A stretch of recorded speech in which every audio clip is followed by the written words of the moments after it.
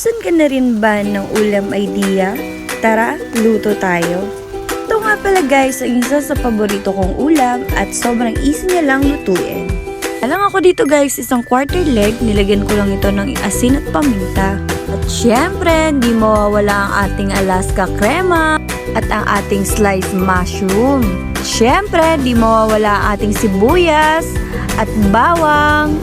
Nung matimplahan ko to ng asin at paminta, naglagay na ako ng mantika dito sa ating kawali na pinagprituan natin ng dinosaur. Pag mainit na, pwede nang prituin ang ating muka. Charis! Sakto nga lang guys ang gagawin natin pagprito dito sa ating quarter leg. At kapag ganito na ang itsura, maaari na natin tong tanggalin guys. Okay na to. Huwag na natin i-overcook, baka maging OA na naman tayo. Charis! Nang matapos na natin prituin ang ating quarter leg, susunod na natin gisahin ang ating mushroom. Upang di sayang sa mantika, ito na rin ang ating gagamitin panggisa sa ating sibuyas at bawang. At kapag nag-golden brown na ang ating sibuyas bawang, maaari na natin ilagay ang ating chicken. Nang maisa lang na natin ito ulit, ilalagyan natin to ng isang baso at kalahating tubig. At gagawa nga lang pala ako dito guys ng blue lemonade habang inaantay kong kumulo ang aking niluluto. At dito ay squeeze ko nga lang pala guys yung half lemon na natira kaninang umaga. So mas better ito guys kesa uminom ka ng mga soft drinks at alak kung ano-ano.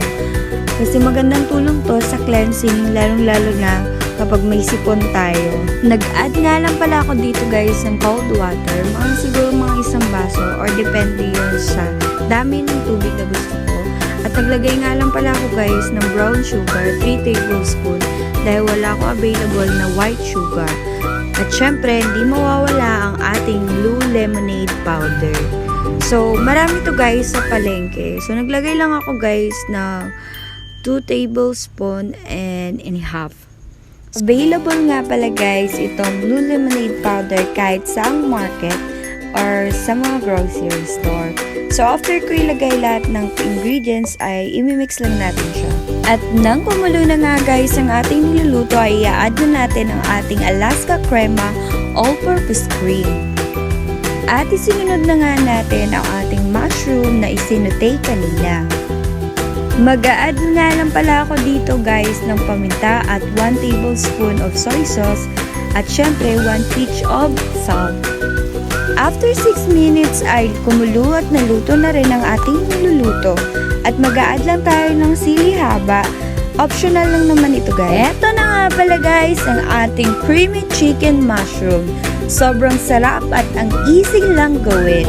Ano pang inaantay mo? Mamalengke ka na at magluto.